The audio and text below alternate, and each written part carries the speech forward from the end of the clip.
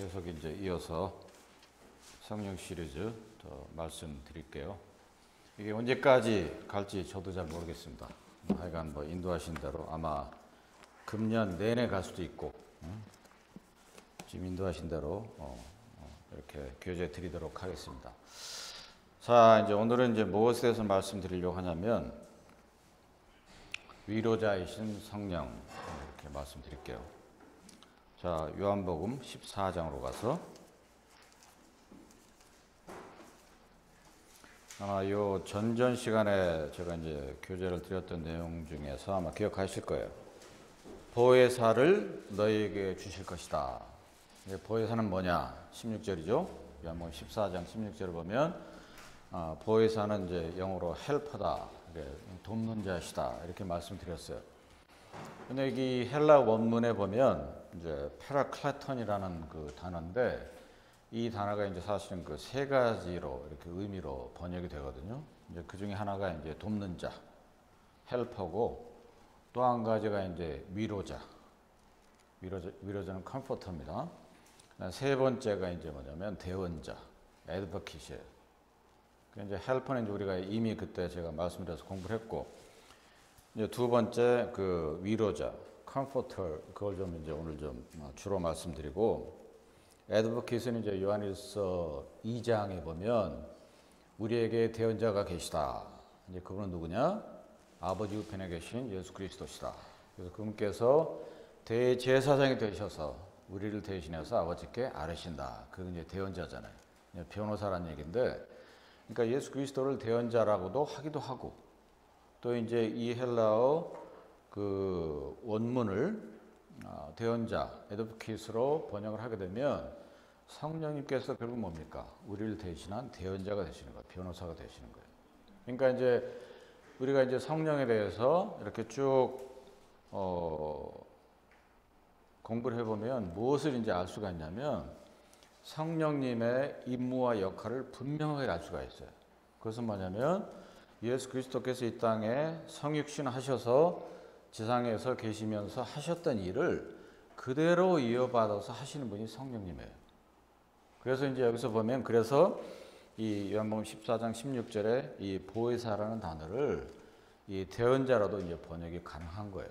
그래서 이제 영문 여러 번역본이 있잖아요. 우리가 알듯이. 그래서 어떤 번역본에는 이 대언자로 번역이 되어 있는 번역본이 있어요. 에드보킷으로. 그리고 어떤 번역본은 헬퍼로, 돕는 자. 그리고 이제 킹 제임스 버전 같은 경우는 이제 위로자로 번역이 되어 있어요. 컴포터. 그러니까 이제 번역본에 따라 이제 조금씩 차이는 있지만 아무튼 우리가 기억해야 될 것은 성령님은 세 가지 의미로 이 땅에 오셨다. 그렇게 이제 기억하시면 되겠습니다. 자, 그러면 왜 그럼 우리말 성경에 보혜사라는 단어, 어려운 한자를 써서 번역을 했느냐 하는 거예요. 보혜사의 이제 의미를 한자적으로 보면 무슨 얘기냐면 보호하시고 은혜로시다 이런 뜻이거든요. 이제 그래서 이제 이 성경을 그 당시 이제 개역 성경을 번역할 때 고민을 엄청 많이 했던 것 같아요. 이 성경 번역한 그 위원들이. 왜냐하면 그들이 이제 헬라를 알고 있던 사람들이 상당수가 있었겠죠. 기존 교계에 있는 어떤 그 목회자들이 했을 테니까. 그러니까 이제 이 영문으로 옮겨진 헬퍼와 컴포터와 에드보킷 이 세 가지를 어떤 그 총괄적으로 나타내는 단어가 없겠느냐. 그렇게 해서 아마 보혜사로 이제 번역을 한 것 같아요. 이게 아마 한자 성경에서 왔을 수도 있어요. 왜냐하면 그 한자 성경을 기반으로 이제 한글 성경이 나왔기 때문에 이제 그렇게 이제 생각을 하시면 되고, 이제 오늘 말씀드리고자 하는 것은 뭐냐면 두 번째, 위로자로서의 성령님에 대해서 말씀드릴게요. 근데 이제 이 헬라 원 단어, 페라클레톤이라는 단어가 이제 영문으로 풀어서 해석을 하면 어떤 의미가 되냐면요. 하나님께서 부르셔서 인간 곁에 두게 하신다. 이런 의미가 있어요. 원래 헬라 의미가. 다시 말씀드리면 하나님께서 그러니까 부르셨다는 얘기는 보내셨다는 얘기예요. 하나님께서 부르시고 보내셔서 인간 옆에 있게 한 그런 분이라고 하는 것입니다. 그러니까 이제 이 컴포터 위로한다 이런 그 단어가 있는데 그러니까 위로한다는 것은 그냥 위로하는 거예요. 예를 들어서 어떤 사람이 뭐 아주 안 좋은 일, 뭐 슬픈 일을 당했을 때 우리가 가서 위로하잖아요. 위로의 말을 건네면서 위로해서 그 위로의 말을 듣는 사람이 위로를 받는 거죠. 그게 이제 일반적인 위로라는 의미인데, 근데 사실 여기서 위로자라고 우리 성령님을 번역을 하게 되면 그거보다도 훨씬 더 뛰어넘는 의미를 담고 있다는 거예요. 그렇기 때문에 사실은 적절한 그 단어 표현이 없어요. 그러니까 영어에서 comfort라고 하는 것도 그렇고 여기서 한글에서 위로자라고 번역을 하긴 하지만 편의상 그렇지만 그 단어 자체가 그야말로 이 원문에서 주님께서 말씀하신 그 의미를 완전하게 100% 흡수할 수는 없다는 것입니다. 이제 그런 것들이 이제 많은 어떤 뭐랄까 인간의 언어를 표현하는 데 있어서 한계가 오는 거죠. 올 수밖에 없는 거죠. 예를 들어서 이전에 제가 이제 광대하심에 대해서 이제 그 말씀을 교재 드릴 때 뭐냐면 하나님의 광대하심은 정말로 인간의 언어를 갖고 표현할 수가 없어요. 다만 이제 인간들이 이해를 해야 되기 때문에 인간의 언어로 하나님의 말씀을 표현할 수밖에 없는 거잖아요. 그렇지만 그 표현 자체가 많은 한계를 가지고 있다고 하는 거죠. 마찬가지입니다. 그래서 위로자라고 컴포트라고 우리가 번역을 해서 보지만 과연 그 컴포트라고 하는 그 단어가 성령님의 다양한 모습에 위로하는 모습을 과연 담을 수 있느냐? 사실 담을 수가 없어요. 100%. 그렇지만 가장 근접하게 이해할 수 있는 게 위로자라는 단어니까 그렇게 생각하시면 되겠습니다. 다음 중요한 포인트는 뭐냐면 원래 이 단어의 의미는 뭐냐? 하나님께서 우리들에게 보내셔서 옆에 있게 하신 그런 존재라는 뜻입니다. 그러니까 이제 그런 거잖아요. 그런 어떤 경험들을 하셨을 거예요. 예를 들어서 어느 누구하고 같이 있으면 별다른 얘기를 안 해도 그 사람과 대화를 안 해도 그 사람이 있는 것 자체, 그 사람의 존재만으로도 위로를 받는 경우가 있잖아요. 그렇지 않아요? 특히 이제 예를 들어서 가족이나 아주 나하고 진짜 절친한 친구거나 그런 사람들 같은 경우는 저도 이제 가끔 이제 이렇게 한국 방문할 때 보면 아주 친한 친구가 있어요.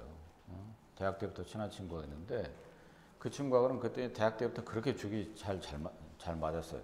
성격은 저하고는 사실 반대인데 뭐 생각하는 거라든가 뭐 가치관 이런 게 많이 비슷해서 그야말로 대학 때 거의 매일같이 붙어 다녔거든요.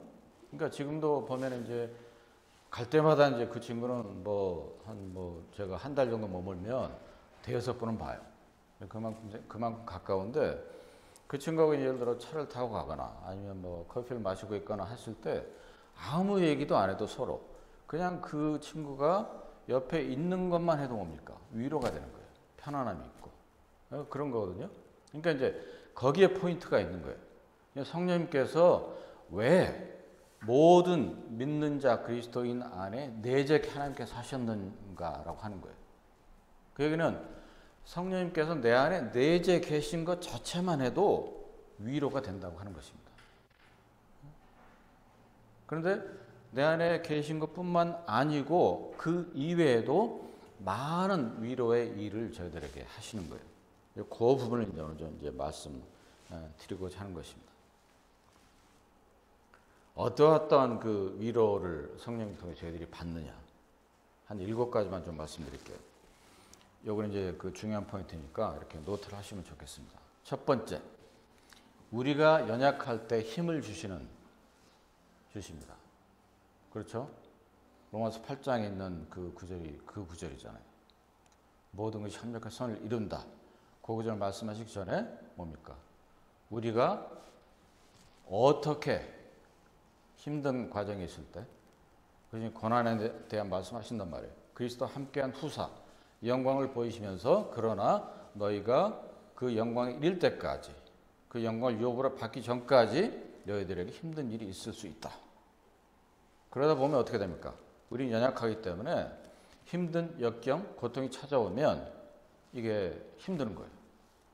그럴 때 어떻게 알아야 될지, 거기서 벗어나야 될지 모를 때 성령님께서 뭐라고 말씀하시면 말할 수 없는 탄식으로 너희를 위해 간구하신다. 이런 표현이 있잖아요.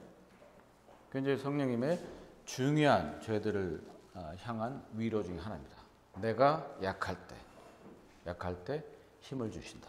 그게 첫 번째고, 그 다음에 두 번째, 나에게 정말로 많은 문제들이 있을 때 나에게 평화를 주신다. 평강을 주신다. 그러니까 우리 주 예수 그리스도께서 뭡니까? 이 땅에 평화로 오셨어요. 평강으로. 마찬가지로 그 평강의 능력을 계속해서 성령님을 통해서 이어가시는 거예요. 하나님께서.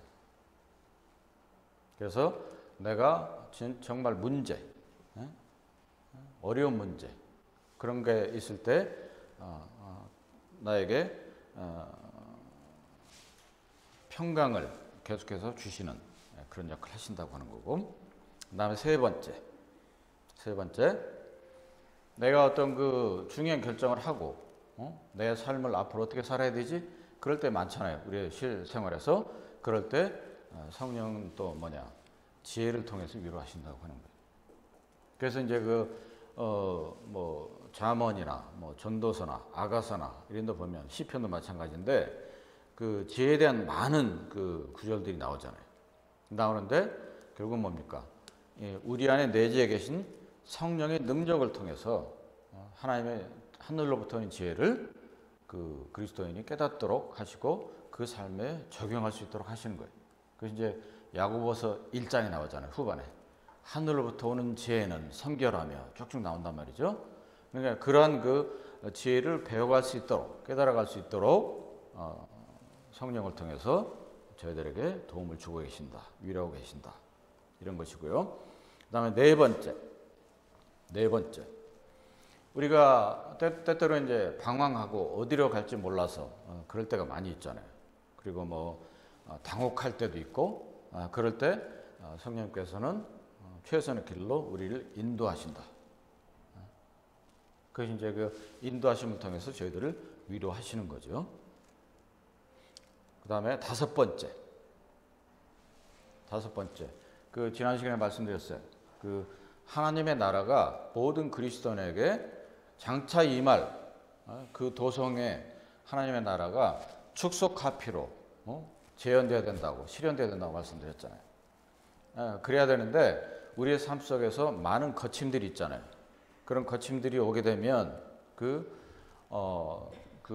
하나님께서 현재 상태적으로 의로운 삶을 살도록, 의로운 열매를 맺도록 하길 원하시지만 그것이 되지 않을 때 어떤 그 하나님의 의로움을 드러낼 수 있도록 성령님께서는 돕고 계신다. 혹은 위로하고 계신다. 그 다음에 여섯 번째, 성령님께서 뭡니까? 우리가 유혹에 들 수 있을 때, 혹은 유혹에 들었을 때, 그 유혹으로부터 벗어날 수 있도록, 승리할 수 있도록 하신다. 그래서 그 주님께서도 이제 광야에서 유혹받으신 그 예가 나오잖아요.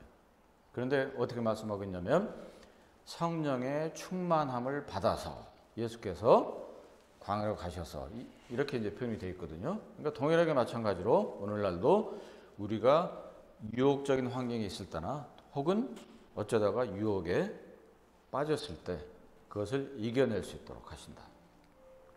그 다음에 이제 마지막으로 일곱 번째 뭐냐면 그리스도인도 때로는 뭡니까? 고독할 때가 있어요. 외로울 때도 있고 고독할 때도 있습니다. 우리 모두는 다 인간이기 때문에 그런 감정을 느끼고 살아가는 것이죠. 그럴 때 뭡니까? 그리스도인에게 하나님께서 함께 하신 어떤 동료로서 이제 위로 주신다. 이렇게 이제 일곱 가지 대충만 이렇게 성령께서 우리를 위로하시는 일곱 가지 이렇게 말씀드렸습니다. 자, 그러면 요한복음 다시 돌아가서 14장 15절 보겠습니다. 15절.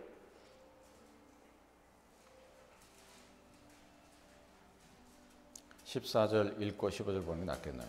요한복음 14장 14절 보면 내 이름으로 무엇이든지 내게 구하면 내가 시행하리라. 너희가 나를 사랑하면 나의 계명을 지키리라.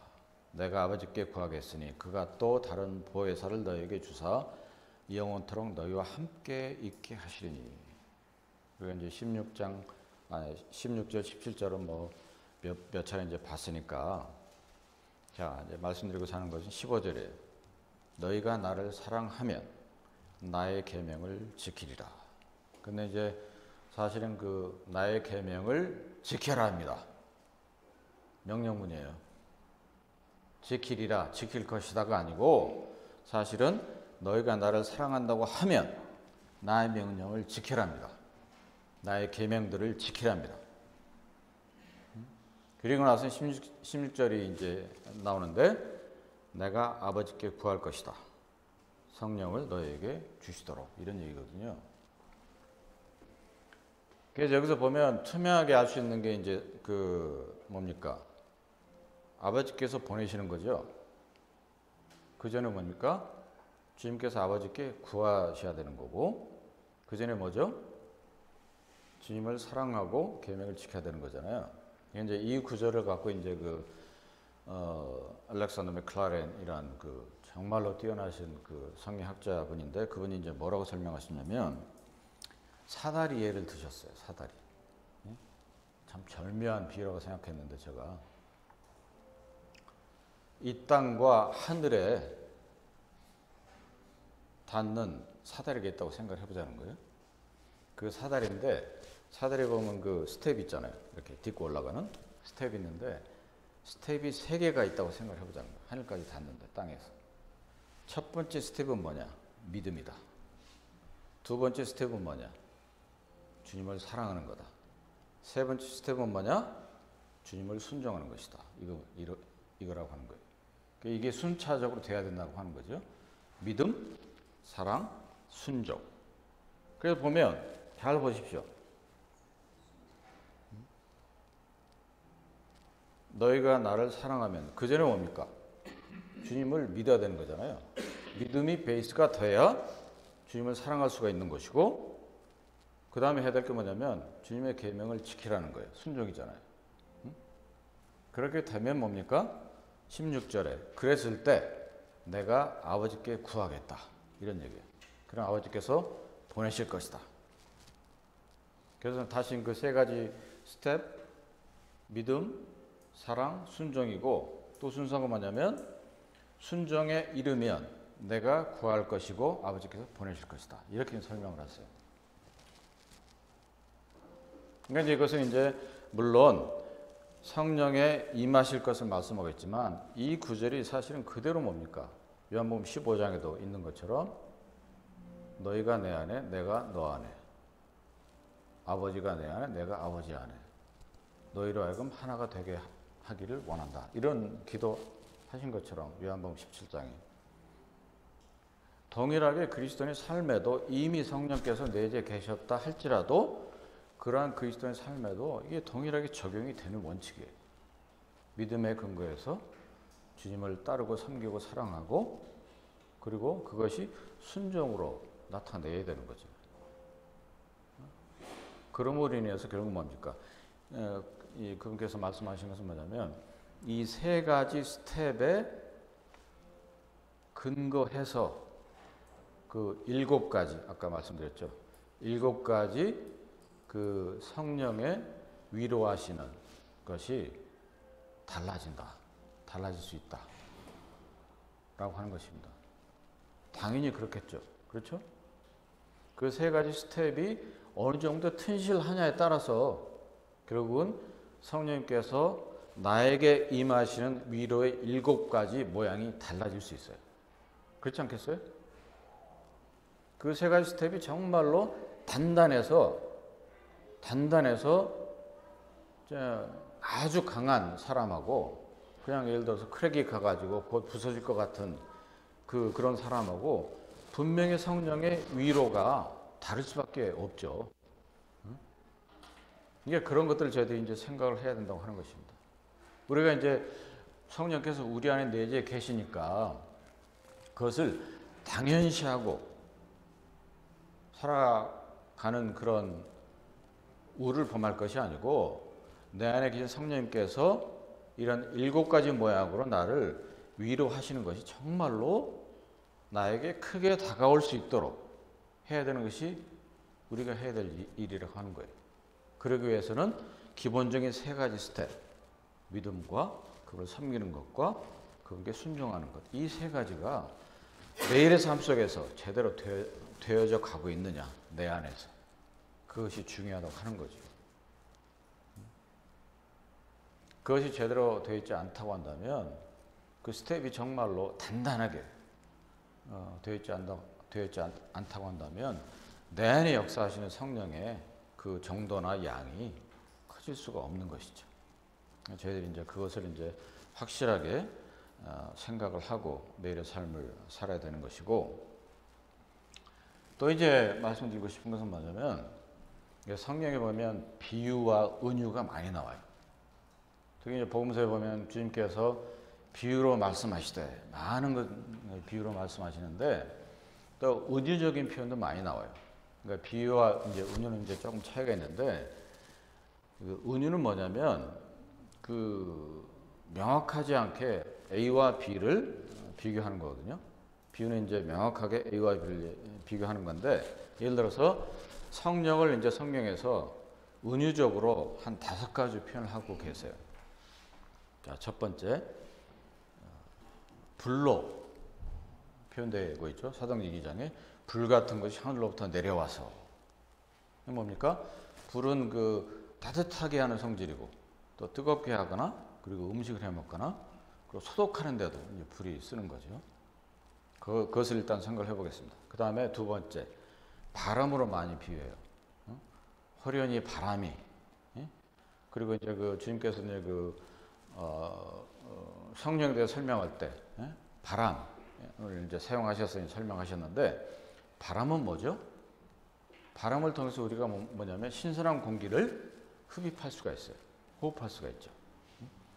그 다음에 이제 또 어떤 은유적인 표현이냐면 기름, 오일로 표현하죠. 오일은 뭐 하는 거죠? 부드럽게 하는 거잖아요. 그리고 오일은 그 양분을 공급하는 그런 거죠.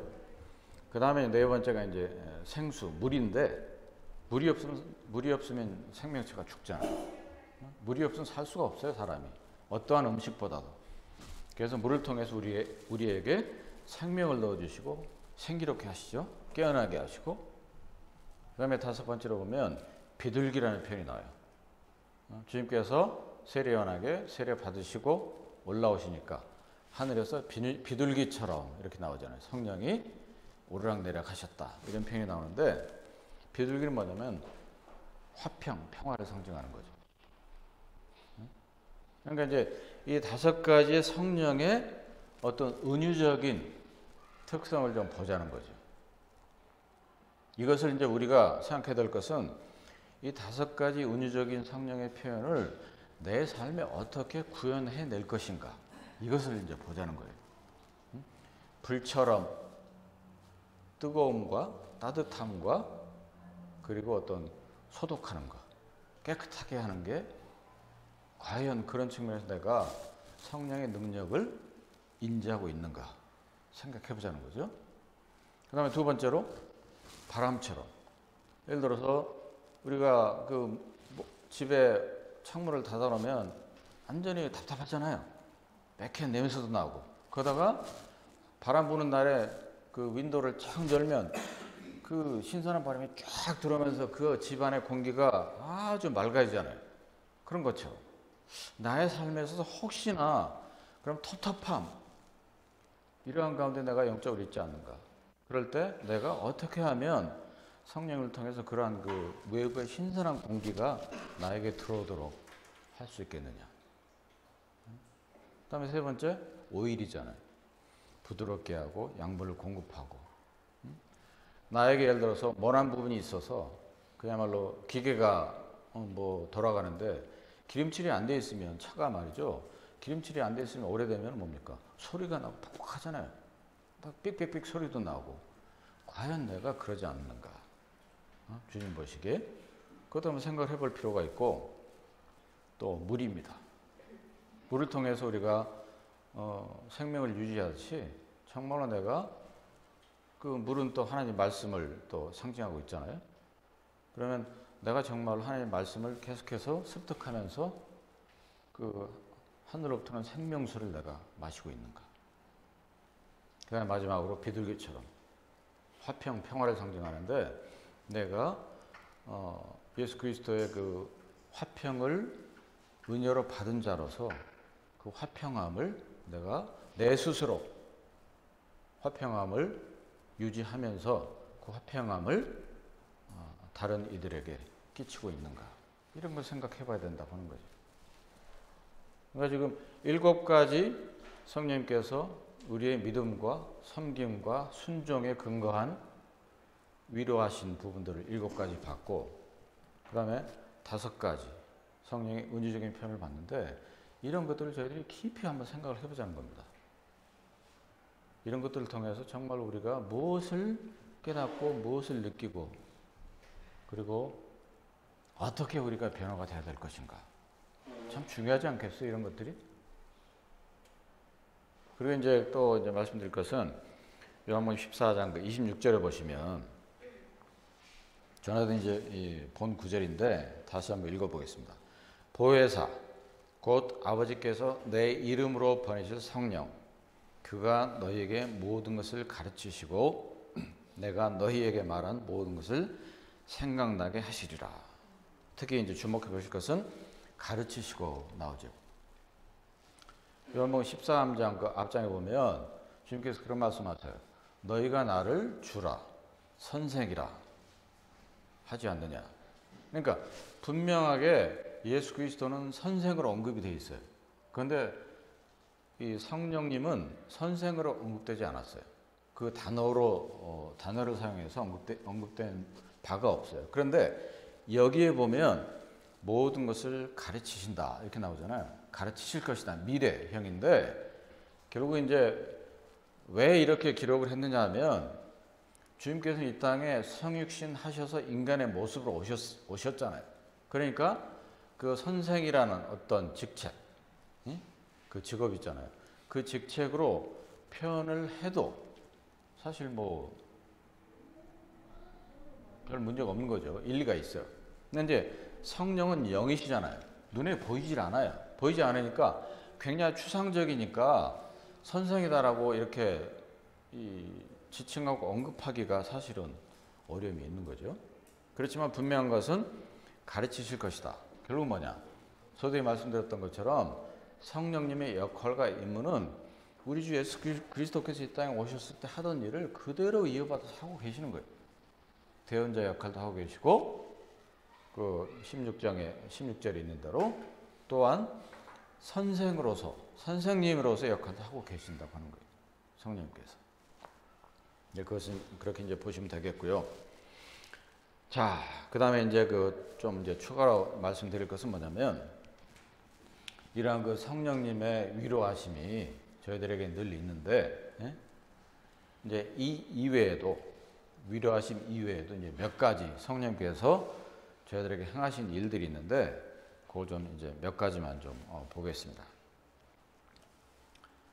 이제 한 8가지인데 좀 많을지 모르겠지만 이제 간단하게만 언급하고 차후에 기회가 되면 그 한 가지씩을 좀 자세하게 이제 말씀드리도록 하겠습니다. 이제 우리가 거의 다 아는 내용이에요.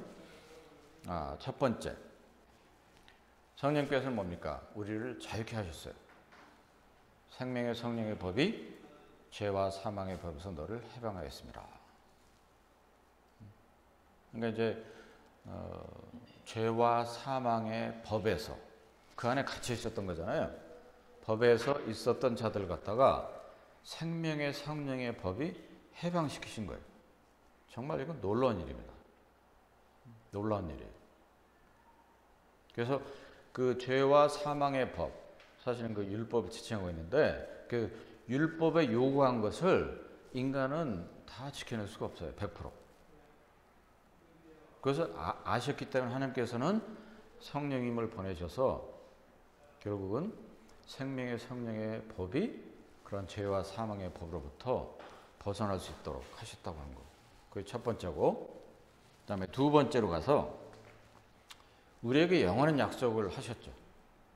성령으로 인치셨다. 그건 뭡니까? 도장 찍으셨다는 얘기잖아요. 확실하다. 내가 보증한다.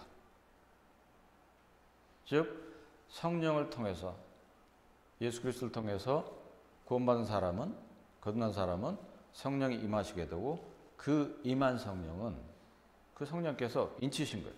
도장 찍어서 내가 확인한다. 보증한다. 두 번째. 그 다음에 세 번째. 한번 찾아볼까요? 요한일서 3장 가서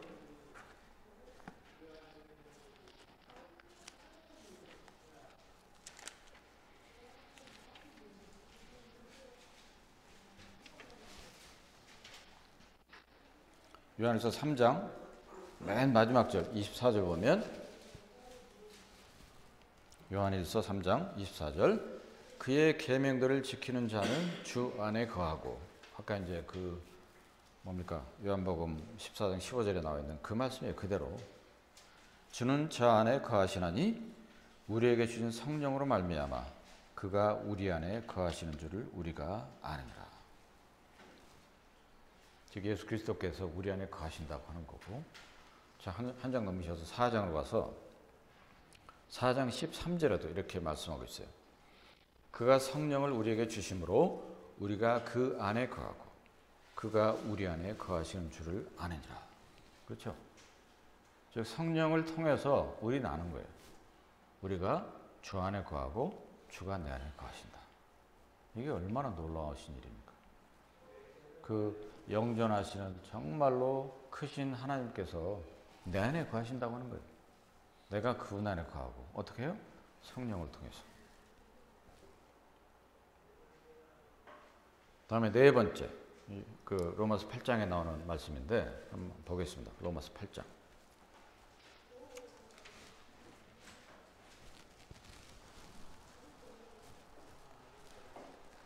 8장 16절 보시면 성령이 우리 영으로 더불어 우리가 하나님의 자녀인 것을 증거하시나니. 자, 그 구절 굉장히 중요한 구절입니다. 왜냐하면 그런 질문을 종종 제가 받아요. 형제님, 성령이 내 안에 거하시는 것을 어떻게 합니까? 그래서 제 대답은 간단해요. 네가 알아. 그 구절이 이 구절이에요. 잘 보십시오. 성령이 친히 우리 영으로 더불어 나오잖아요. 우리 영으로 더불어 우리가 하나님의 자녀인 것을 증거하신다. 내가 하나님의 자녀인 것을 어떻게 압니까? 본인 스스로 알아요. 그 안에 성령이 내재해 계신 사람은. 그런 얘기거든요. 왜냐? 그것을 느낀다는 거예요. 나의 영이 성령의 통제를 받고 있는 걸 느끼는 거예요. 예를 들어서 쉬운 예를 한번 들어볼까요? 성령이 내 안에 계신 것을 어떻게 알 수 있습니까? 여러 가지 뭐 예가 있겠지만 쉬운 예를 들면 그런 거예요. 어느 날 갑자기 눈을 떴는데 하나님의 말씀이 떠오른다. 또 길을 가다가 운전하고 있거나 걷고 있는데 어떤 하나님의 말씀이 떠오른다. 그리고 주님 앞에 기도를 해야 되겠다. 이러면 뭡니까? 그 안에서 성령께서 그것을 하게 하시는 거예요. 왜요? 성령께서 내 영을 통제하시니까. 그러니까 구원받지 않는 사람과 구원받은 사람의 여러 차이점이 있는데 그 중에 큰 하나는 뭐냐면 구원받지 않는 사람들은 이런 느낌을 전혀 받질 않아요. 그런 생각 자체를 안 해요. 왜? 이 세상에 공중에 권세 잡은 자가 그 구원받지 않는 사람의 영을 통제하기 때문에 이런 생각을 전혀 안 해요. 그리고 어떤 행동을 하거나 말을 할 때 괜히 찔림을 받아. 이제 그러한 것들이 이제 그것도 실제적인 예가 되는데 아무튼 그 안에 성령이 내재해 계신 사람은 그 영이 알아요. 그래서 여기서 말씀하시기를 성령이 친히 우리 영으로 더불어 함께 증거하는 거예요. 하나님의 자녀인 것을.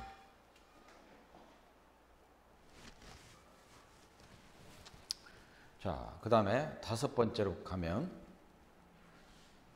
이제 하나 되게 하셨다. 찾지 않겠습니다. 에베소 4장에 있는 대로 교회, 우주적인 교회 물론 지역교회도 뭡니까? 하나 되게 하신 것을 평안에 매는 줄로 힘써 지키라 이렇게 말씀하시잖아요. 성령을 통해서 하나를 되게 하신 거죠. 이게 지금 5가지가 말씀드렸어요. 노트하셨나 모르겠는데 자유케 하셨고 그 약속하셨고 예수 그리스도께서 내 안에 거하게 하셨고 그리고 하나님의 자녀인 것을 증거하게 하셨고 그 다음에 하나 되게 하셨다. 이 5가지 뭡니까? 이미 이루신 일이에요. 이미 이루어 주신 일이에요. 그 다음에 이 이외에 이제 그 현재 진행형으로 행하시는 일이 있어요. 성령님께서. 많이 있겠지만 한 3가지만 좀 말씀드리면 추려서 그 사도행전 그 13장에 보면 최초의 어떤 선교 모델이거든요. 선교 모델. 이게 이제 이 선교라는 말이 사실은 보면 한자인데 어떤 교를 전하다는 뜻이잖아요. 어? 교를 선포하다 이런 뜻인데 사실은 그 적절치 않아요. 왜냐하면 예수 그리스도를 전하는 것은 종교가 아니잖아요. 교가 아니에요. 그거는. 기독교라고 부른 것도 사실은 그 잘못된 표현이에요. 그건 그냥 늘 들었고 이제 사람들이 쓰기 때문에 익숙해서 그런 건데 제 개념은 굉장히 그 뭐랄까 거부감이 있어요. 기독교 하는 건. 그럼 기독교하고 불교, 유교 뭐 무슨 차이가 있어요? 똑같잖아요. 어? 우리가 믿는 성경은 종교가 아니란 말이에요. 그러니까 선교도 사실은 그 좋은 표현이 아니란 말이에요. 다만 이제 어떤 표현한 단어가 이렇게 적절치 않기 때문에 선교란 말을 누군가는 처음에 썼겠죠. 처음에 최초로. 그래서 나온 게 뭡니까? 선교사예요. 선교사라는 단어는 성경에 전혀 없어요. 전혀 성경적인 단어가 아니에요. 그렇지만 뭐 써왔으니까 뭐 그거야 뭐 어쩔 수 없는 거지만 아무튼 그 사도행전 13장에 보면 최초의 그런 어떤 예수 그리스도를 전하는 모델이에요. 성령님께서 뭐라 말씀하시냐면 바나바와 바울을 따로 세워라. 그래서 그들을 보내라 이렇게 말씀하신단 말이죠. 이제 그때부터는 그 사도 바울의 1차 전도 여행이 시작되는데, 그러니까 성령님께서 이제 현재 진행형으로 하시는 일 첫 번째가 뭐냐면 특정한 일을 위해서 세우신다고 하는 거예요. 누구를 세우신다. 그리고 이제 그 사도행전 20장에도 보면 성령이 너희를 감독자로 삼고 이렇게 말씀하시죠. 그러니까 성령이 너희를 장로로 삼고 이런 표현이잖아요. 그러니까 어떤 특정한 일을 위해서 특정한 사람을 세우거나, 요거는 현재 진행형으로 이제 성령께서 하고 계시는 일이고, 또 2번째 현재 진행형으로 하고 계시는 일, 성령을 통해서 뭡니까? 하나님의 말씀을 주시는 거예요. 우리 이제 그 누가복음 그 성경 공부 때 한 차례 나왔어요. 누가복음 12장 11절을 보면 너희가 두려워하지 말라. 너희가 예를 들어서 잡혀가거나 어려운 처지에 임할 때 내가 너희로 하여금 해야 될 말을 줄 것이다. 이런 표현이 나오거든요. 그게 뭐냐면 성령께서 해야 될 말을 주실 것이다. 이렇게 기록을 하고 있어요. 그리고 오늘날도 마찬가지로 고린도전서 12장, 14장, 은사장 얘기할 때 로마 12장도 마찬가지고, 그럴 때마다 뭡니까? 그 예언하는 자들의 말. 오늘은 이제 교회에서 이제 말씀을 이렇게 교제한다거나 이럴 때도 뭡니까? 성령을 통해서 주시는 거예요. 그건 뭡니까? 현재 진행형이에요, 그거는. 그 다음에 이제 마지막으로 현재 진행형으로 어떤 일을 하고 계시느냐. 그게 뭐냐면 아까 지금 최초로 말씀드린 위로자라서 위로하시는 분이에요. 그래서 그 사도행전에 보면 9장에 보면 어떤 표현이 나오냐면 하나님을 경외하고 성령의 위로가 함께 하심으로 그들의 수가 계속해서 늘어났다. 이런 표현이 있는데, 그래서 성령의 위로는 계속해서 현재 진행형으로 되어가고 있는 것입니다. 그래서 이 마지막 성령의 위로를 그래서 서두에 제가 요약해서 이렇게 말씀드렸던 거예요.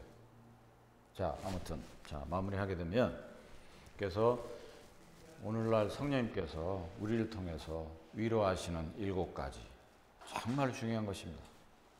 그리고 성령을 은유적으로 표현한 성경의 의미 5가지, 그것도 우리의 삶에 어떻게 구현해 볼까, 드러내 볼까, 이런 건 저희들이 참 고민을 해야 되는 부분이고요.